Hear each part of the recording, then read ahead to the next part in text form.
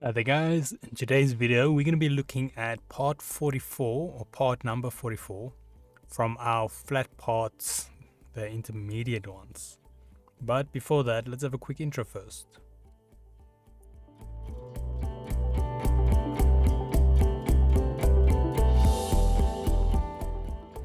So today's video can be found on softwaretraining.co.za. We make short and easy to watch problem solving videos, and we also have daily updates. Otherwise, back to the program here. So now today's part is going to be a continuation of our rectangle. Now it is very similar to part 43, which we just covered, but instead of just having rounded edges, it's going to get rounded corners. So if you work most vector programs, you will understand that this is a kind of a variation on our rectangle. So most programs will give you little handles you can choose.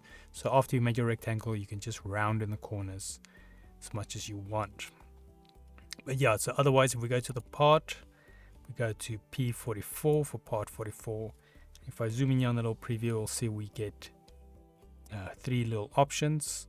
So we've got an A for the width, a B for the height, and then we've got an R, or 4 times R. So basically the rounding, 4 of them. So it's obviously the 4 corners. So now I'm going to let's set the width to about 300. I'm going to set the height to 200 just to keep it consistent with most of our shapes in here. Obviously with the exception of a few. And then the rounding, I'm going to go about 50.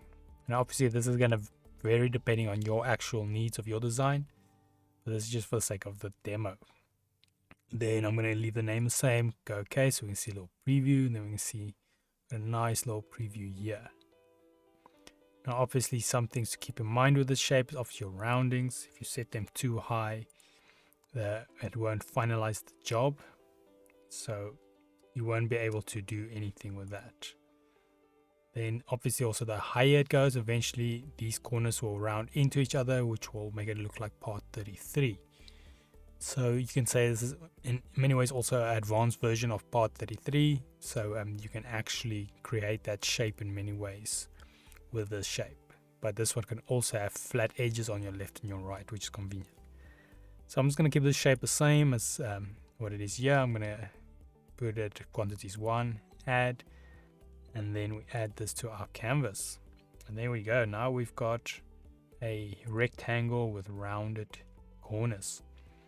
So like I mentioned in the beginning, this is pretty much an advanced version of our rectangle. It's not that advanced, but the only difference is it rounds your corners. But yeah, otherwise that is it on part 44.